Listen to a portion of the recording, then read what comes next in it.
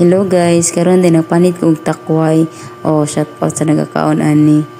Bitaw lami kini siya guys, as in tarungol ni siya panit kay ngano katol kay ni dili mataro panit bitaw.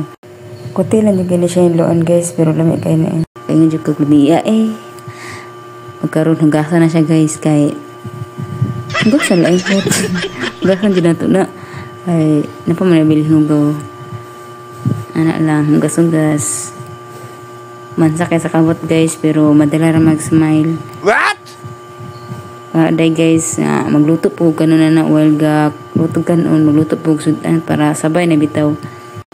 Ug karon maghiwa day kog lamas, hugasan gyud nato na una guys para safety ba. Ini ko di ta mo sa katagtian.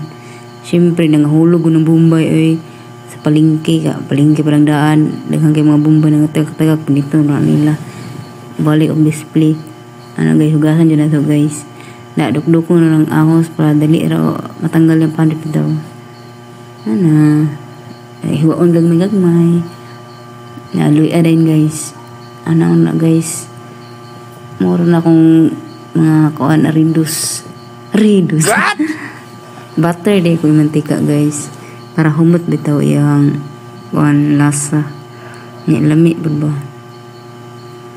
Ano na, mikas-mikas lang. Butang rin nato ang takway. Di lang din nato na ukayon guys. Kaya ngano, katol kay ni mong ako ukayon. So daan lang din siya hantod malata daw. Na butang rin kog tuyo, paminta. Mga uban pa nga kailangan ibutang. Na bukal na, padung na siya malata. Pag bubutang rin cauliflower dahil.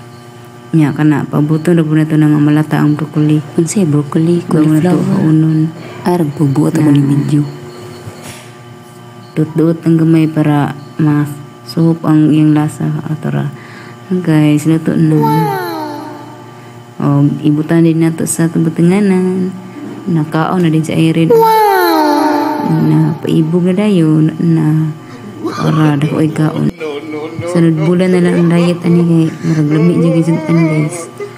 Maka-under rice jud. Try na ninyo kaon pagka yung lumiya. Try niyo luto.